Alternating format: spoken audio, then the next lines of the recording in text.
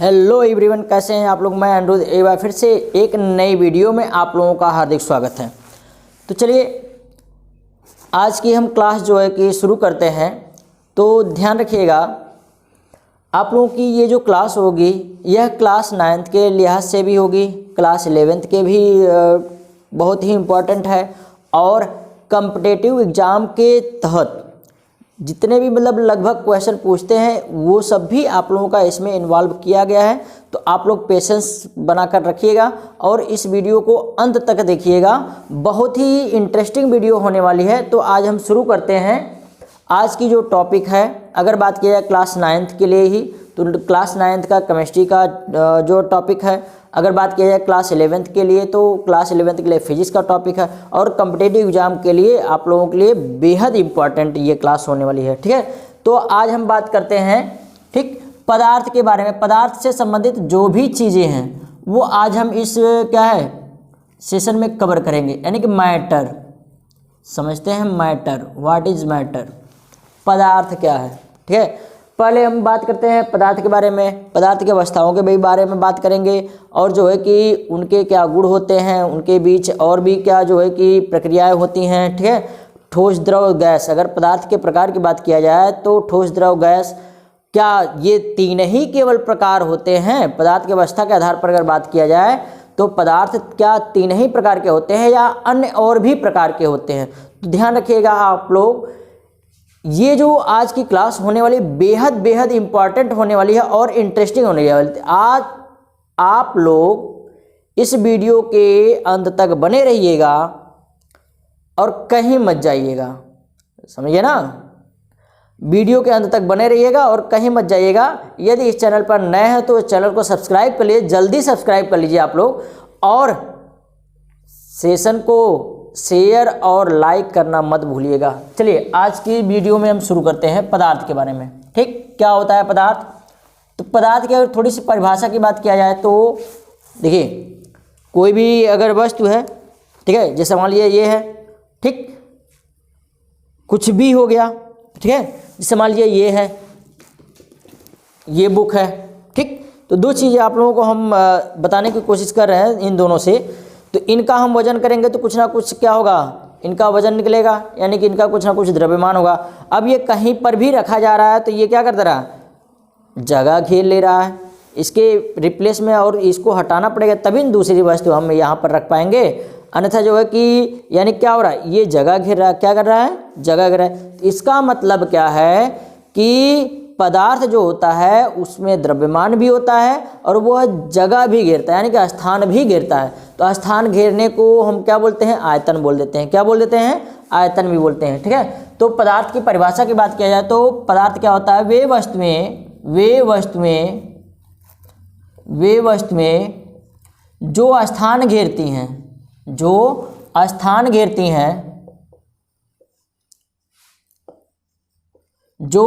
घेरती हैं तथा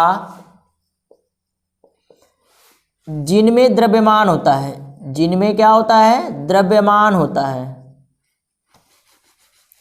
जिनमें द्रव्यमान होता है।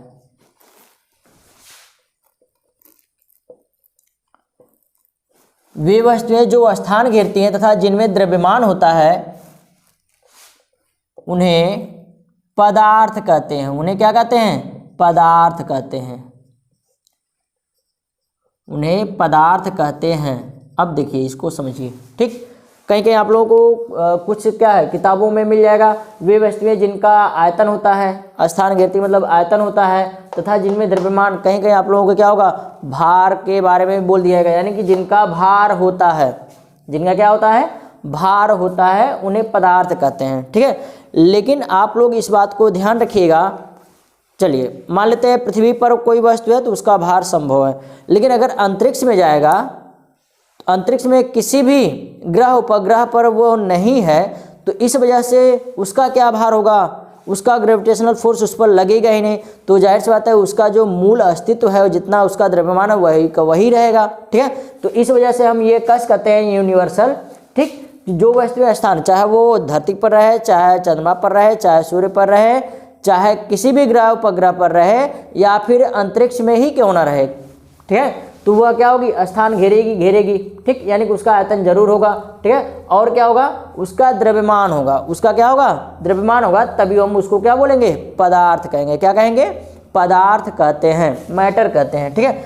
अब आगे बढ़ते हैं, अगर बात किया जाए तो पदार्थ जो है कि पदार्थ के प्रकार की बात किया जाए, ठीक, तो पदार्थ का वर्गीकरण, पदार्थ का क्लासिफिकेशन ऑफ मैटर, वर्गीकरण, यानी कि पदार्थ को बांटने की बात किया जाए, ठीक, तो अगर बात कर रहे हैं तो इसको दो भागों में बांट लेते हैं। कितने भागों में, दो भागों में बांट लेते हैं, ठीक है। फिजिकल स्टेजेस के आधार पर, यानी कि भौतिक अवस्था के आधार पर, भौतिक अवस्था के आधार पर,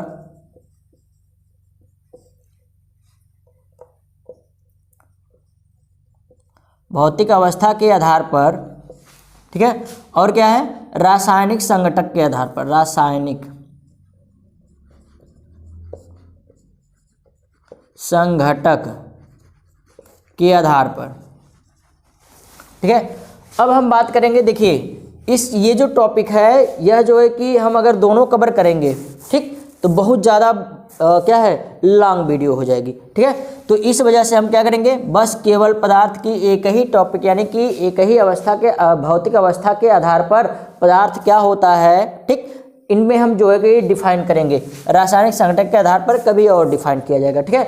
अगर रासायनिक संघटक के आधार पर बात किया जाए, ठीक, और भौतिक अवस्था के आधार पर बात किया जाए, तो यहाँ पर हम देख लेते हैं, भौतिक अवस्था के आधार पर बात किया जाए तो पदार्थ जो है कि 3 प्रकार का होता है। क्या, मुख्यतः 3 प्रकार का होता है, ठीक है। ठोस, द्रव, गैस। क्या, ठोस, द्रव, गैस। पदार्थ 3 प्रकार का होता है, ठोस, द्रव और गैस, ठीक है। या फिर ये हम कह सकते हैं ठोस अवस्था, द्रव अवस्था और गैस अवस्था, ठीक है। लेकिन ध्यान रखिएगा, आप लोग ये जानते होंगे, अब तक तो आप लोग ये सीख करके आए होंगे कि पदार्थ की 3 अवस्थाएं होती है, ठोस, द्रव और गैस के रूप में। लेकिन क्या इतने ही अवस्थाएं होती हैं या फिर इससे कुछ और भी ज़्यादा भी हो सकती हैं?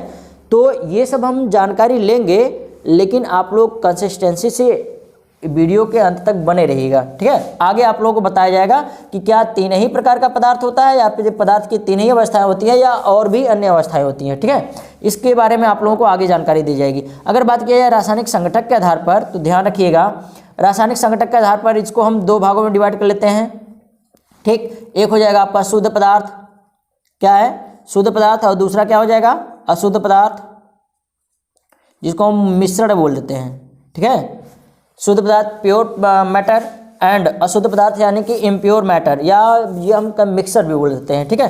शुद्ध पदार्थ में आप लोगों का बता दे रहे हैं, आप क्या है, शुद्ध पदार्थ में अगर बात किया जाए तो शुद्ध में क्या हो जाता है, आपका तत्व हो जाता है एलिमेंट, तत्व, यौगिक, एलिमेंट, कंपाउंड, तत्व और यौगिक, ठीक है।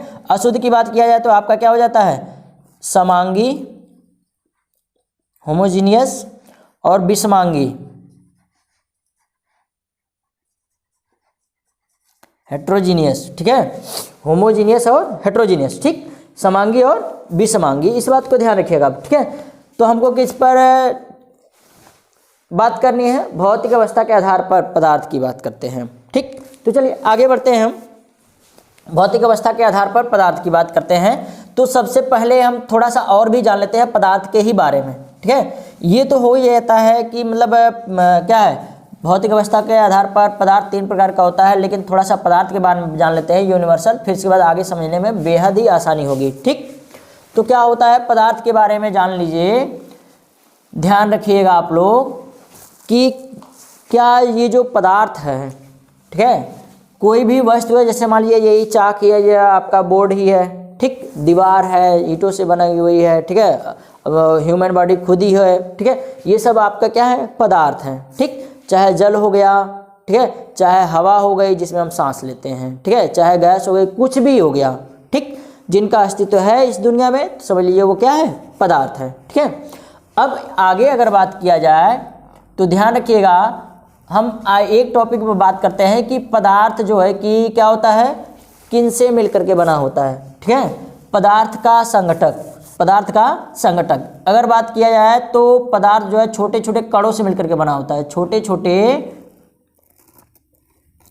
छोटे छोटे कणों से मिलकर के बना होता है,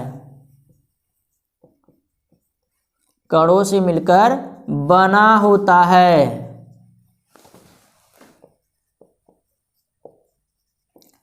पदार्थ छोटे छोटे कणों से मिलकर बना होता है। अब इसको समझिए, ठीक।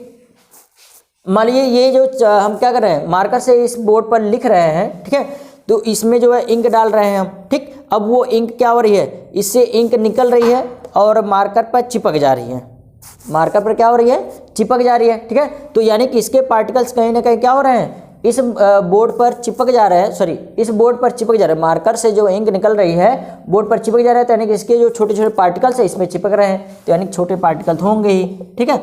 अब यहाँ अगर बात किया जाए आगे, तो ध्यान रखिएगा आप लोग, मान लीजिए कि ये छोटा छोटा कण है, ठीक है, ये क्या है, छोटा छोटा कण ही है, आप लोग देखे भी होंगे किसी भी चीज़ का पाउडर वगैरह हो गया, ठीक, वो छोटे छोटे कण है। अब इसके बाद जैसे पानी है, पानी से क्या कर रहे हैं हम, हाथ धुल रहे हैं, तो पानी हमारे हाथ में लग रहा है, तो इसका मतलब वो क्या है, जल का जो पार्टिकल छोटे छोटे कण है वह हमारे हाथ पर लग जा रहे हैं, ठीक। तो इस तरीके से पदार्थ क्या हो जाता है, छोटे छोटे कणों से मिलकर के बना होता है, ठीक है। अब ये छोटे छोटे कण कितने छोटे होते हैं, तो ध्यान रखिएगा आप लोग, ये छोटे कण तो होते ही हैं, कुछ तो कण हमको दिखाई देते हैं, लेकिन उनसे भी छोटे कण होते हैं, ठीक।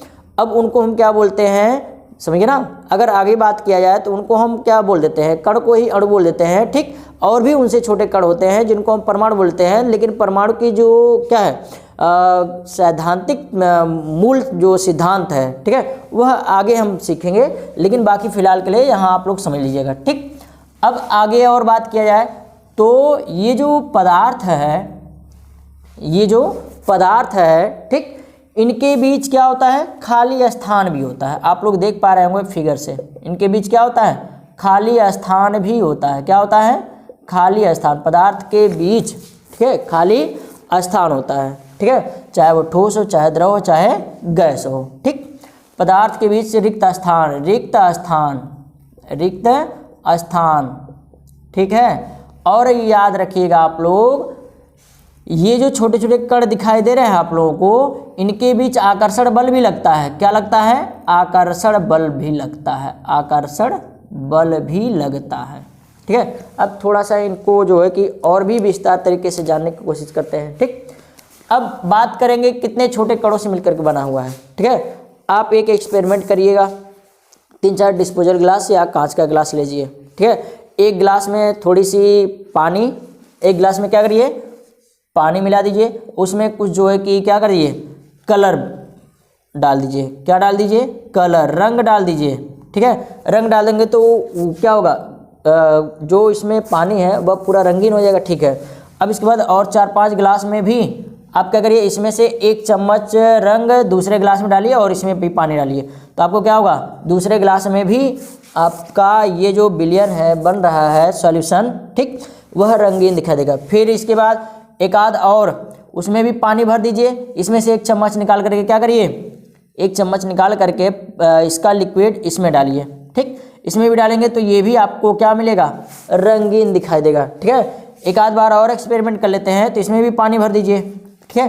फिर इसमें से भी 1 चम्मच इसमें डालेंगे, तब भी आपको क्या होगा, छोटे छोटे पार्टिकल्स क्या है, कलर दिखाई देंगे, ठीक। इसका मतलब ये कितने रंगीन, यानी कि इसके जो पार्ट है, छोटे पदार्थ के जो छोटे छोटे कण हैं, वो इतने क्या है, छोटे होते हैं कि शायद हमारी नग्न आँखों से दिखाई देना क्या है, संभव नहीं है, ठीक है, नग्न आँखों से दिखाई देना संभव नहीं है, यानी कि उसको देखने के लिए सूक्ष्मदर्शी की आवश्यकता पड़ती है, ठीक। अब आगे बात करते हैं रिक्त स्थान और आकर्षण बल, इन दोनों को एक साथ समझ लीजिए, ठीक।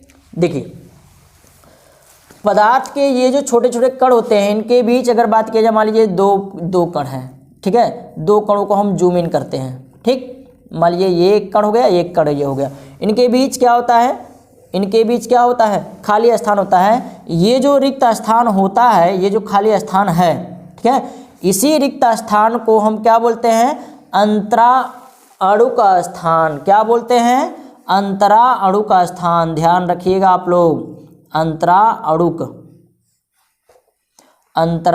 का स्थान बोलते हैं, अंतरा अणु का स्थान कहते हैं, एक बार फिर से, दो कणों के बीच, पदार्थ के दो कणों के बीच जो रिक्त स्थान होता है उस रिक्त स्थान को हम क्या बोलते हैं? अंतरा अणुक स्थान कहते हैं। समझिए ना, दो कणों के बीच रिक्त स्थान को ही हम क्या बोलते हैं? अंतरा अणुक स्थान कहते हैं। अब ये इसको तो आप मुझे लगता है समझ गए होंगे। ठीक है, आगे बढ़ते हैं आकर्षण बल की तरफ। तो दो कणों के बीच आकर्षण बल भी लगता है। क्या लगता है? इन्हीं दो कणों के बीच भी आकर्षण बल लगता है। तो उस आकर्षण बल को हम क्या बोलते हैं?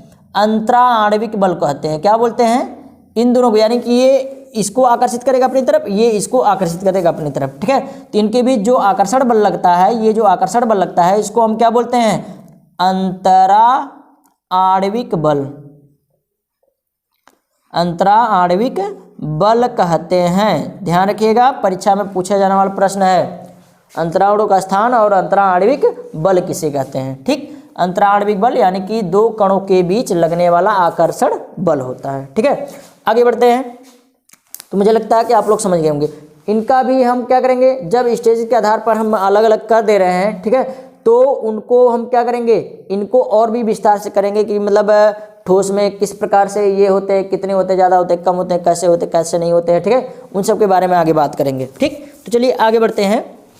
ध्यान रखिएगा आप लोग। और भी अगर बात किया जाए तो क्या होता है, एक एक्सपेरिमेंट और भी आप लोगों को बता रहे हैं। ठीक है, एक एक्सपेरिमेंट और बता रहे हैं। क्या कि मतलब एक ग्लास ले लीजिए, ठीक है, ट्रांसपेरेंट ग्लास लीजिए, ठीक, उसमें आप नॉर्मल वाटर मिला दीजिए, यानी कि जल डाल दीजिए। ठीक है, उसमें 1 चम्मच या 2 चम्मच क्या करिए, चीनी मिला दीजिए।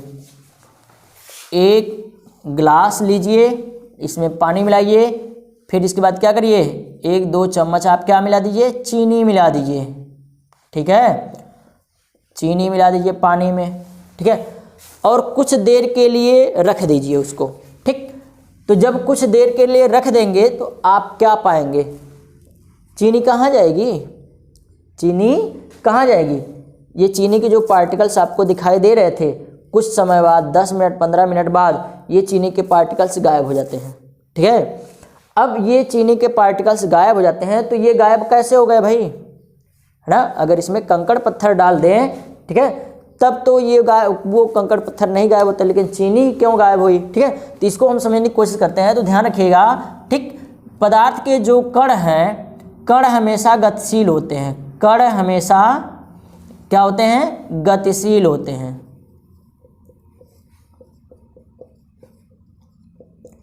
पदार्थ के जो कण हैं वो हमेशा क्या होते हैं, कण हमेशा गतिशील होते हैं। अब समझिए, अगर ये जल के कण गतिशील नहीं होता, ठीक, मान लीजिए कि ये एक कोई कण है, यहाँ पर छोटे छोटे कण बना दिए हैं। ठीक है, मान लीजिए ये कण है, ये कण अगर गतिशील नहीं होता, ठीक है, तो शायद चीनी डिसॉल्व नहीं होती वाटर में।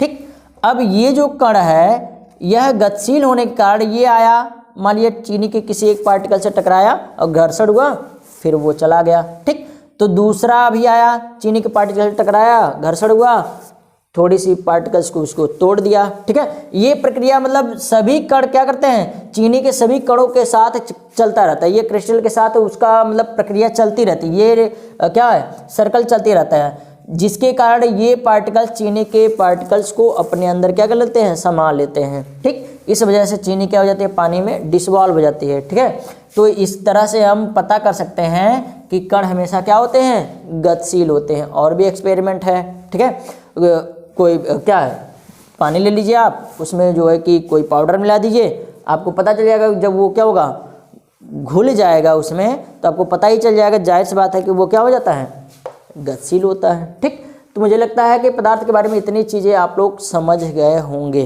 ठीक है, चलिए आगे बढ़ते हैं। अब तो जिसका बेसब्री से इंतजार था, पदार्थ की अवस्था के बारे में, किसके बारे में, पदार्थ की अवस्था के बारे में। तो क्या होता है, पदार्थ की क्या 3 ही अवस्थाएं होती हैं या और भी सारी अवस्थाएं होती हैं, इन सब के बारे में हम विस्तार से जानेंगे। ठीक, तो भौतिक अवस्था के आधार पर पदार्थ कितने प्रकार के होते हैं, पदार्थ जो है 3 प्रकार के, ठोस और द्रव और गैस। ओके, ठोस, द्रव और गैस। ठीक, solid stage, liquid stage, gas stage. ठीक है, अब इसके बाद स्टेज तो हम बोल रहे हैं, ठीक है, लेकिन थोड़ा सा हम इसको अलग भी बताएंगे आप लोग, तो आप लोग बने रहिएगा अंत तक। ठीक, आगे बढ़ते हैं। ठोस अवस्था, अगर अवस्था की बात किया जाए तो ठोस अवस्था क्या होती है, द्रव अवस्था क्या होती है, व्हाट इज द्रव अवस्था, है ना, गैस अवस्था क्या होती है, व्हाट इज गैस अवस्था है, क्यों। चलिए आगे बढ़ते हैं ठोस अवस्था की तरफ। ठीक, अगर ठोस अवस्था की बात किया जाए, ठोस, ये आपको दिखाई दे रहा है, बिल्कुल, अरे क्यों नहीं दिखाई देगा, ये आपको दिखाई दे रही है, बिल्कुल, क्यों नहीं दिखाई देगा। ठीक है, ये आपको दिखाई दे रहा है, ये बोर्ड, बिल्कुल ठीक, दीवार दिखाई दे रही होगी। ठीक है, और भी आपके आसपास भी चीज़ें दिखाई दे रही, कुर्सी, मेज, ठीक है, टेबल वगैरह, ये सब भी चीज़ें आपको दिखाई दे रही होंगी। ठीक, तो वो सब वस्तुएं क्या है, ठोस वस्तुएं, क्या है, ठोस वस्तुएं, और वो जो उनकी अवस्था है वह ठोस ही अवस्था, यानी कि जो दबाने पर दबे ना, जो दबाने पर दबे ना, वह होता है ठोस अवस्था। ठीक, और ध्यान रखिएगा इसका, अभी ये कहेंगे कि सर जी स्पंज क्या है, रबर क्या है, ठीक है, तो ध्यान रखिएगा, स्पंज में क्या होता है, गैस भरा रहता है। ठीक, जब उसको हम दबाते हैं तो उसमें से गैस बाहर निकल जाती है, तो जो उसका क्या होता है, मिनिमम फॉर्म मिलता है, यानी कि जो उसकी क्या है क्वांटिटी मिलती है, जो कम से कम क्वांटिटी जो मिल जाती है दबाने के बाद, जब गैस निकल जाती है उसमें से, तो वह आपका क्या बचता है, ठोस पदार्थ ही बचता है। क्या बचता है, ठोस पदार्थ ही। रबर खींच दिए, बड़ा हो गया, फिर से बाद आप क्या कर दे रहे हैं, उसको छोड़ दे रहे हैं, तो वो अपने मूल अवस्था में आ जाएगा। तो जो आपका मूल अवस्था में रबर प्राप्त हो रहा है, तो वही आपकी क्या है, ठोस पदार्थ ही है, यानी कि ठोस अवस्था ही है। ठीक, तो अगर बात किया जाए ठोस अवस्था के पार्टिकल जो कंसिस्ट हो रहे हैं, बने रहते हैं, संरचना की बात किया जाए, ठीक है, तो यहाँ पर आप लोग ध्यान रखिएगा, यहाँ पर हम बना दे रहे हैं ठोस अवस्था, यानी कि ठोस पदार्थ। ठीक, ठोसी अवस्था जिसको बोलते हैं। कोई भी जो ठोस पदार्थ होता है, ठीक है, जो सॉलिड मैटर होता है, उसके जो पार्टिकल्स होते हैं, जैसे कुर्सी, मेज, टेबल, कुर्सी, मेज हो गया, ठीक है, मार्कर है, ये सब चीज़ें, ठीक, इसके जो पार्टिकल्स होते हैं, ठीक है, वो बेहद नज़दीक होते हैं, यानी कि जो छोटे छोटे जो अणु होते हैं या कण होते हैं, वो बेहद ही क्या होते हैं, नज़दीक। यहाँ पर आप लोग देख पा रहे होंगे, अभी और भी दोनों का बनाएंगे तो आप लोग समझ जाएंगे, बेहद ही क्या होते हैं, नज़दीक होते हैं। ठीक है, इनके बीच का जो दो स्थान बताए थे ना, दो स्थान बताए थे ना आप लोगों को। ठीक, तो वो जो दोनों स्थानों सॉरी दो स्थान बताए थे, क्या दो स्थान, क्या ठोस पदार्थ के इनके बीच का क्या जो गैप है, यानी कि रिक्त स्थान है, क्या रिक्त स्थान है, यानी कि जिसको हम क्या बोलते हैं, अंतरा अणु का स्थान। ठोस पदार्थ के दो कणों के बीच, प्रत्येक दो कणों के बीच जो रिक्त स्थान होता है, यानी कि अंतरा अणु का स्थान जो होता है, वह लगभग नगण्य होता है। क्या होता है, लगभग नगण्य होता है, यानी कि इतना मतलब नज़दीक होता है, मतलब बहुत ज़्यादा जूम इन करके देखना पड़ता है। ठीक है, यानी कि यह हम कह सकते हैं रिक्त स्थान लगभग इन दोनों की अपेक्षा क्या होता है, नगण्य मान लिया जाता है। ठीक है, लेकिन इनके बीच जो आकर्षण बल लगता है, क्या आकर्षण बल जो होता है, आकर्षण बल, यानी कि जिसको बोलते हैं अंतरा आणविक बल। क्या बोलते हैं, अंतरा आणविक बल। ठोस पदार्थ में इन दोनों की अपेक्षा, द्रव और गैस की अपेक्षा सबसे अधिक होता है। क्या होता है, अत्यधिक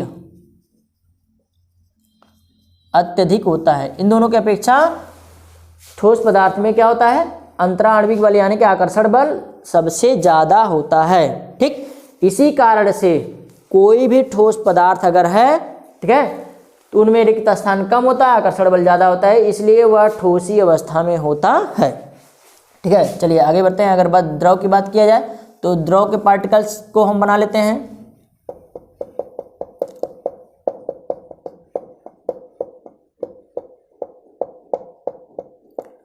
यहाँ पर आप लोग देख पा रहे होंगे, ठीक, कि जो द्रव के पार्टिकल्स हैं, ठीक, द्रव के पार्टिकल्स हैं वह ठोस की अपेक्षा दूर दूर है। ठोस की अपेक्षा क्या है? दूर दूर है। तो जाहिर सी बात है प्रत्येक दो कणों के बीच जो रिक्त स्थान है, जो रिक्त स्थान है वह द्रव में यानी किसमें? द्रव पदार्थ में ठोस की अपेक्षा ज़्यादा होता है। ठोस की अपेक्षा क्या होता है? ज़्यादा होता है। ठीक, अब यहाँ थोड़ी सी हम बात कर लेते हैं गैस के बारे में। गैस के पार्टिकल्स की बात कर लेते हैं। यहाँ पर बना दे रहे हैं आप लोगों को।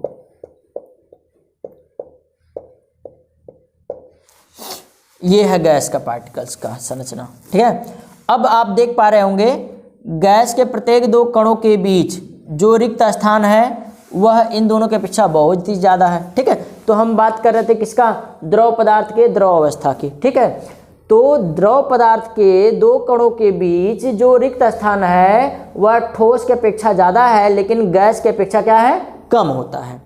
ठोस की अपेक्षा ज़्यादा होता है और गैस की अपेक्षा कम होता है। ठीक, अब इसके बाद यानी कि जिसको बोलते हैं अंतरा अणु का स्थान ठोस की अपेक्षा ज़्यादा लेकिन गैस की अपेक्षा कम। ठीक है, अब इसके बाद अगर आकर्षण बल की बात किया जाए तो आकर्षण बल क्या होता है? ज़्यादा होता है, कम होता है, यानी कि अंतरा आणविक बल। ठीक है, तो ध्यान रखिएगा जब दूरी बढ़ रही है तो जाहिर सी बात है आकर्षण बल क्या होगा? कम होगा। आकर्षण बल क्या होगा? कम होगा।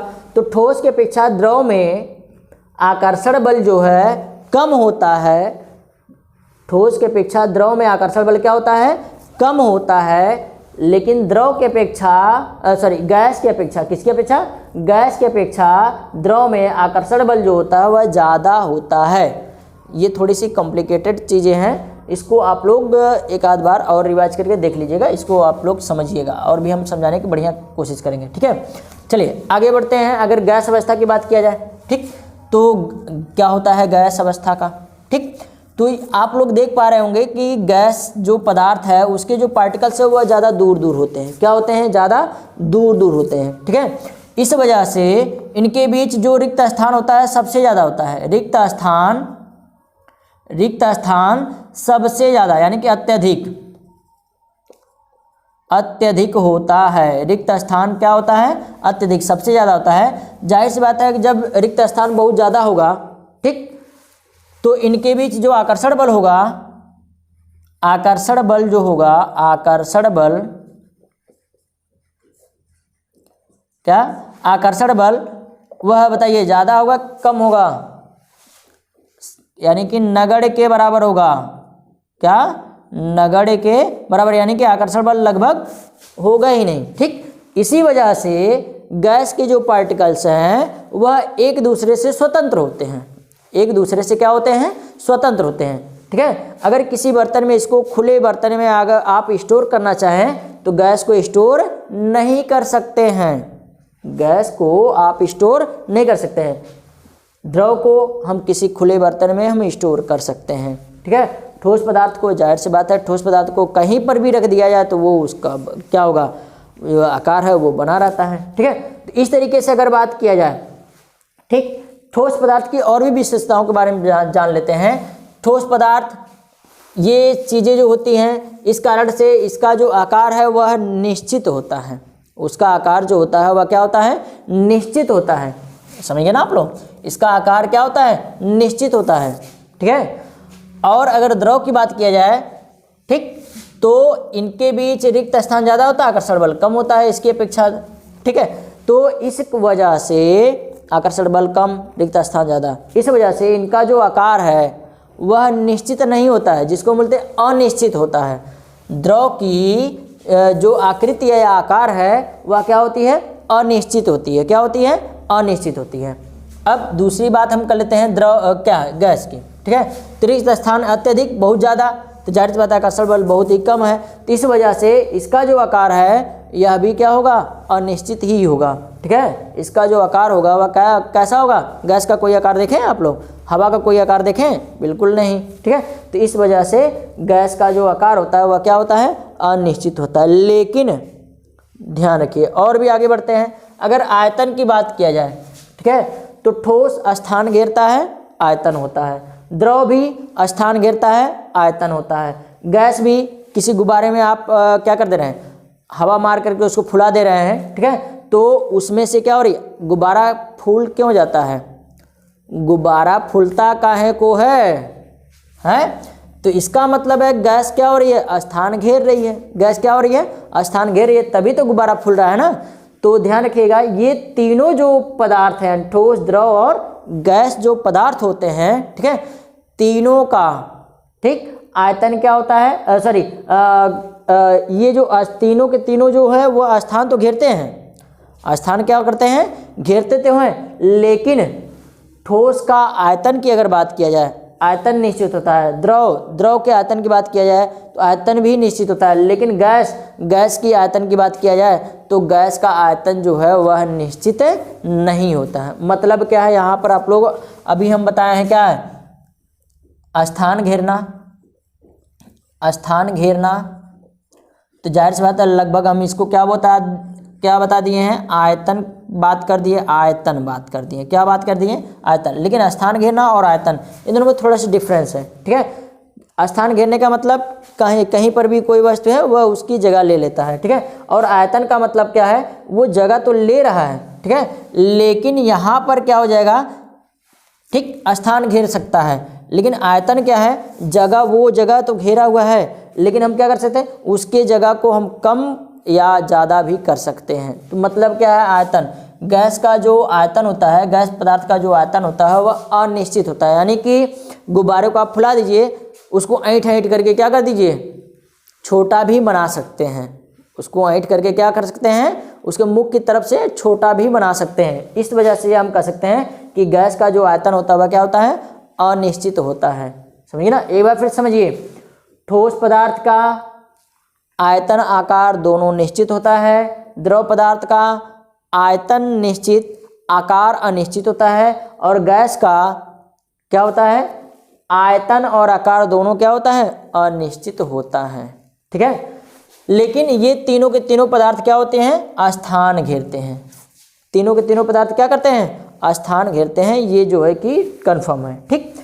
अब आगे बढ़ते हैं, तो ध्यान रखिएगा आप लोग दोस्तों कि मतलब क्या है, कोई भी पदार्थ है, ठीक है, कोई भी पदार्थ है, इनमें किसी अन्य पदार्थ का इन्वॉल्वेशन कर रहे हैं तो वह किस प्रकार से होगा, ये तो आप लोगों को बता ही दिए हैं, ठीक है। क्या वो जो है कि स्वतः हो जाता है, या उसको जो है कि इन्वॉल्व करने के लिए, यानी कि उसको डिसॉल्व करने के लिए या मिलाने के लिए अलग से कोई बाहरी जो है कि कारक की आवश्यकता पड़ती है, ठीक। तो चलिए आगे बढ़ते हैं। अगर बात किया जाए तो जो ठोस पदार्थ होता है, क्या, ठोस पदार्थ, ठीक, ठोस में ठोस को हम मिलाएं, अगर समझिए ना, ठोस में किसी ठोस वस्तु को अगर मिलाएं तो आसानी से नहीं मिलता है, यानी कि स्वतः नहीं मिलता है लेकिन जो है कि देरी लगती है, ठीक है। और अगर द्रव में बात किया जाए तो जैसे आप लोगों को बताया गया था, पानी ले लीजिए, इसमें चीनी मिला दीजिए, क्या मिला दीजिए, चीनी मिला दीजिए, तो आप देखेंगे कुछ समय बाद चीनी क्या हो जाती है, पानी में घुल जाती है, कुछ समय बाद चीनी पानी में घुल जाती है, ठीक है, स्वतः ही घुल जाती है बिना कुछ किए ही, ठीक है। तो किसी भी पदार्थ का किसी अन्य पदार्थ, यानी कि दो या दो से अधिक पदार्थों का आपस में स्वतः मिलना दो या दो से अधिक पदार्थों का आपस में स्वतः मिलना क्या कहलाता है, यहीं पर आ जाता है विसरण, क्या कहलाता है, विसरण कहलाता है, ध्यान रखिएगा आप लोग, ठीक है। तो यानी कि यह हम कह सकते हैं ठोस में विसरण बेहद कम होता है, द्रव में विसरण इसके अपेक्षा ज़्यादा होता है, ठीक है। और गैस की अगर बात करते हैं तो चलिए, गैस की, कहीं आप रोड पर जा रहे हैं, ठीक, कहीं रोड पर क्या है, जा रहे हैं, कोई किसी का घर है रोड के बगल में ही, ठीक है, और वो बढ़िया जो है कि पकवान बना रहा है, तो आप क्या कर लेंगे, आप जैसे ही उसका सुगंध आएगा आपके मुंह में क्या आ जाता है, पानी आ जाता है, कि शायद मिल जाता तो आज जो है कि 4 रोटी बढ़िया से पेट भर लेते खा करके, हैं। तो वही बात है, ठीक।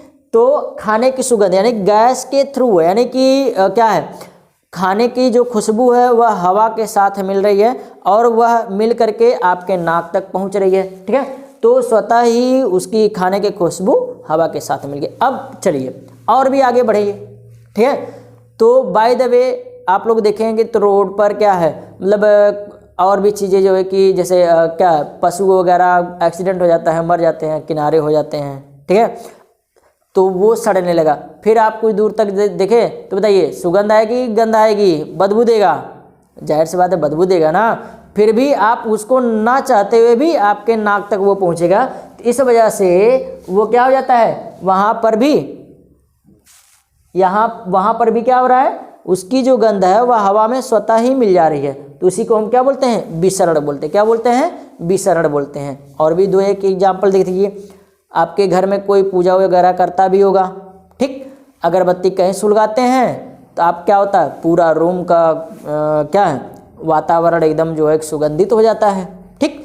तो अब अगरबत्ती एक जगह कहीं कोने में सुलगाया गया, यानी कि जलाया गया, और पूरा का पूरा रूम जो है सुगंधित हो गया। इसका मतलब क्या है, हवा में उसका जो धुआं है, ठीक है, वो मिल गया। इस वजह से हवा में अगरबत्ती के धुएं का स्वतः मिलना क्या कहलाता है, विसरण, ठीक। अगर विसरण की बात किया जाए तो गैस में विसरण जो है वह तेजी से होता है। गैस में विसरण तेजी से होता है। द्रव में विसरण गैस की अपेक्षा कम होता है लेकिन ठोस की अपेक्षा ज़्यादा होता है। और क्या होता है, ठोस में विसरण जो है इन दोनों की अपेक्षा अत्यधिक क्या होता है, कम होता है। ठोस में विसरण जो है अत्यधिक क्या होता है, इन दोनों की अपेक्षा कम होता है, समझिए ना। अब इसके बाद आगे अगर बढ़ा जाए, ठीक है, तो इन सब के बारे में तो बात ही कर ही लिए। तो 3 अवस्थाओं के बारे में हो गया, लेकिन 2 और भी अवस्थाएं हैं, ध्यान रखिएगा आप लोग। 2 और भी अवस्थाएं हैं, इस बात को ध्यान रखिएगा, ठीक है। तो 2 और कौन कौन सी अवस्थाएं हैं, ठीक, 2 और भी अवस्थाएं, इसको ऐसे ही लिख ही देते हैं, गैस अवस्था। 2 और भी अवस्थाएं कौन कौन सा, एक आपका आ जाता है प्लाज्मा। क्या होता है, एक आ जाता है प्लाज्मा। कौन सा माँ, प्लाज्मा, ठीक है। और दूसरा क्या आ जाता है, BEC, बोस आइंस्टाइन कंडेंसेट। एक आता है प्लाज्मा और दूसरा क्या आता है, BEC, बोस आइंस्टाइन कंडेंसेट होता है, ठीक है। ध्यान रखिएगा। पदार्थ की अवस्था की बात किया जाए तो पदार्थ की अवस्था आप लोगों का पूछ सकता है कि पदार्थ की कितनी अवस्थाएं होती हैं, मेन रूप से 3, लेकिन अगर देखा जाए तो अब तक क्या 2 और की खोज हो चुकी है। तो इस तरह से पदार्थ की कितनी अवस्थाएं मिल जाएंगी, 5 अवस्थाएं मिल जाएंगी। कितनी अवस्थाएं मिल जाएंगी, 5 अवस्थाएं मिल जाती हैं, ठीक है। और एक बात ध्यान रखिएगा, ठीक है, अगर पूछ दिया जाए कि पदार्थ कितने प्रकार का होता है मुख्यतः, तो पदार्थ कितने प्रकार का हो जाएगा, 3 प्रकार का बोल दीजिएगा। कितने प्रकार का, 3 प्रकार का, ठीक है। कौन कौन सा, ठोस, द्रव और गैस। ठोस, द्रव और गैस, है ना, 3 प्रकार का। लेकिन पदार्थ की अवस्था की बात किया जाए तो ठोस, द्रव, गैस, प्लाज्मा, BEC, ठीक है। इन तीनों के बारे में आप लोगों को बता दिया गया है, ठीक है। अब इन दोनों के बारे में क्या है, टाइम आ गया है इन दोनों के बारे में जानकारी लेने का, ठीक है। तो एक बात और ध्यान रखिएगा आप लोग, यदि इस सेशन पर नए हैं तो चैनल को सब्सक्राइब कर दीजिए, ठीक है, और बेल आइकन को भी प्रेस कर लीजिएगा। अगर ये सेशन आप लोगों को अच्छा लगा है तो लाइक तो कर ही दीजिए, लाइक कर ही दीजिए, ठीक। आगे बढ़ते हैं। प्लाज्मा क्या होता है, जैसे आप लोग क्या है यहाँ तो नहीं देख पा रहे होंगे, ठीक, लेकिन आपके घर में बिजली वगैरह तो होगी ही, इलेक्ट्रिसिटी, ठीक। अब बल्ब तो लगा ही होगा।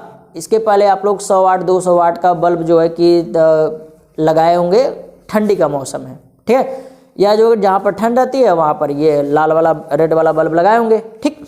अब उसमें से वायर के थ्रू इलेक्ट्रिक करंट फ्लो हो रहा है, उसमें इलेक्ट्रिक करंट प्रवाहित हो रहा है, लेकिन जो बल्ब है उसके अंदर कुछ ऐसे तत्व भरे गए हैं, ठीक है, जिस कारण से उसमें जो है कि क्या है, जो टंगस्टन वह प्रतिदीप्त होता है। क्या होता है, प्रतिदीप्त, यानी कि वह जो है कि क्या है, मतलब उजाला देता है। विद्युत उसमें वायर में प्रवाहित हो रहा है, ठीक। अब वही विद्युत टंगस्टन के थ्रू प्रकाश ऊर्जा में बदल जाता है। किस में बदलता है, प्रकाश ऊर्जा में। तो ध्यान रखिएगा, जो बल्ब होता है, ठीक, इस बल्ब में क्या है, नियान और हीलियम जैसे तत्व भरे जाते हैं। बल्ब हो गया या जो है कि क्या है आपका निर्वात नली, कूप नली हो गई, ठीक है, उसमें क्या होता है क्या है नियान या हीलियम जैसी गैसें क्या होती हैं भरी जाती हैं। जब प्रकाश उसमें से निकलता है, टंगस्टन प्रकाशित होता है, ठीक, तो उससे जो पार्टिकल्स होते हैं, ध्यान रखिए आप लोग, इससे जब प्रकाश निकलता है तो जाहिर सी बात है कि इससे क्या होंगे पार्टिकल्स उत्सर्जित होते हैं, ठीक है। जो पार्टिकल्स उत्सर्जित होते हैं वह छोटे छोटे बंडलों के रूप में निकलते हैं, ठीक। वो छोटे छोटे बंडल जो है वो हम क्या कह सकते हैं, फोटान को क्या कहेंगे, उसको फोटान बोलते हैं। क्या बोलते हैं? फोटान बोलते हैं, समझिए ना। जो छोटे छोटे कण निकलते हैं यहाँ से, यानी कि ऊर्जा निकलती है, वह क्या है फोटान के रूप में निकलती है। लेकिन ध्यान रखिएगा इसमें से और भी चीज़ें निकलती हैं जो प्रतिदीप्त उत्पन्न कर रहा है, ठीक। वो छोटे छोटे कण इसमें भरे हुए नियान गैस को, किसको, नियान गैस को,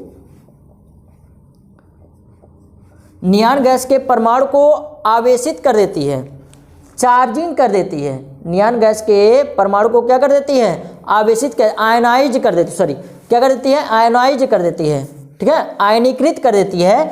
इस वजह से वो क्या निकलता है, प्रतिदीप्त निकलता है। किसके कारण प्रतिदीप्त निकलता है बल्ब में? नियान गैस के परमाणु को इसके छोटे छोटे कणों द्वारा आयनीकृत कर दिया जाता है, इस वजह से प्रकाश जो है कि निकलता है, ठीक है। कभी कभी आप देखेंगे कि बल्ब के आसपास भी क्या हो जाता है, हल्का हल्का काला रंग जो है कि या ग्रीन टाइप में, ठीक है, ग्रीन ब्लू काला पकड़ करके उसमें क्या होता है जम जाता है बल्ब के शीशे की दीवार पर, ठीक। तो आप लोग इसका जो है कि क्या है अनुभव कर सकते हैं, ठीक है। तो इस वजह से ये जो जमा रहता है, ठीक, और ये आयनाइज होता है, इसके बीच जो प्रक्रिया होती है वही क्या होती है, प्लाज्मा। एक बार फिर समझिएगा, इलेक्ट्रिक करंट के थ्रू, वायर के थ्रू इलेक्ट्रिक करंट प्रवाहित हो रहा है बल्ब में, ठीक है। अब बल्ब में ये जो टंगस्टन लगा हुआ है वह इलेक्ट्रिक करंट किस में बदलता है, विद्युत जो है कि किस में बदलता है, प्रकाश ऊर्जा में। किस में बदलता है, प्रकाश ऊर्जा में, ठीक है। यहाँ से छोटे छोटे कण पार्टिकल्स निकल रहे हैं, ये आगे आप लोग बहुत बेहद तरीके से, बढ़िया तरीके से सीखेंगे कि मतलब छोटे छोटे पार्टिकल्स कब निकलते हैं, ठीक। अब इनमें से छोटे छोटे पार्टिकल्स निकल रहे हैं और उसके साथ जो है कि प्रकाश निकल रहा है, प्रकाश के साथ ऊर्जा भी निकल रही है, ठीक है। अब वो जो ऊर्जा होती है छोटे छोटे बंडलों के रूप में होती है, जिनको हम क्या बोलते हैं, फोटान बोलते हैं। क्या बोलते हैं, फोटान बोलते हैं, ठीक है। कभी कभी आप देखेंगे कि बल्ब की दीवारों पर काला ग्रीन ब्लू कलर का क्या होता है, धब्बा जम जाता है, ठीक है। काला ग्रीन ब्लू कलर का धुंधला धुंधला धब्बा जम जाता है। वो क्या होता है, क्योंकि गैस में ये जो बल्ब में नियान और हीलियम जैसी गैस भरी जाती है, नियान और हीलियम जैसी गैस। तो हीलियम जो आयनाइज होगा, लेकिन जो है कि ये क्या नियान, इसके कणों द्वारा नियान के जो परमाणु हैं, छोटे छोटे परमाणु हैं, वह आयनीकृत कर दिए जाते हैं। इस वजह से, ठीक है, जो क्या होता है स्थिति, पदार्थ की स्थिति अन्य विशेष प्रकार की प्राप्त होती है, उसी को हम क्या बोलते हैं, प्लाज्मा बोलते हैं। क्या बोलते हैं, प्लाज्मा, ठीक। अब आगे बढ़ते हैं। मुझे लगता है कि प्लाज्मा के बारे में आप लोग समझ गए होंगे, ठीक है। आगे बढ़ते हैं, BEC, Bose Einstein condensate. Bose Einstein condensate ये क्या होता है, आइए जानते हैं बोस आइंस्टाइन कंडेंसेट के बारे में, ठीक। बोस आइंस्टाइन कंडेंसेट क्या होता है, तो ध्यान रखिएगा आप लोग, सामान्य वायु, ये जो सामान्य आपके आसपास वातावरण है, वायुमंडल है ना, वही, ठीक है, जिसमें हम सांस लेते हैं। तो सामान्य वायु के घनत्व के 1,00,000वें भाग के जितना, 1,00,000वें भाग के जितना किसी गैस का घनत्व, यानी कि 1,00,000वें भाग के जितना कम घनत्व वाली किसी गैस, ठीक है, 1,00,000वें भाग के जितना कम घनत्व वाली किसी गैस, ठीक है, किसी गैस को कम तापमान पर ठंडा करने पर, ठीक है, कम तापमान पर क्या करने पर, ठंडा करने पर जो हमें पदार्थ प्राप्त होगा, यानी कि जो पदार्थ की अवस्था प्राप्त होगी, जो पदार्थ की अवस्था प्राप्त होगी उसी को हम क्या बोलते हैं, बीईसी कंडेंसेट बोलते हैं। एक बार फिर समझिए, बीईसी कंडेंसेट क्या होता है, सामान्य वायु के, ठीक, घनत्व के 1,00,000वें भाग के कम घनत्व वाली किसी गैस को, कम घनत्व वाली किसी गैस को एकदम बेहद कम तापमान पर, क्या बेहद ही कम तापमान पर ठंडा करने पर, किसी गैस को बेहद कम तापमान पर ठंडा करने पर, यानी कि पदार्थ की जो अवस्था प्राप्त होती है, पदार्थ की जो अवस्था प्राप्त होती है उसी को हम क्या बोलते हैं, बीईसी कंडेंसेट बोलते हैं। ठीक है, बीईसी बोस आइंस्टाइन कंडेंसेट बोलते हैं। तो इस बात को ध्यान रखिएगा आप लोग। तो आज के दिन बस इतना ही, अब दीजिए इजाज़त, नमस्ते, जय हिंद।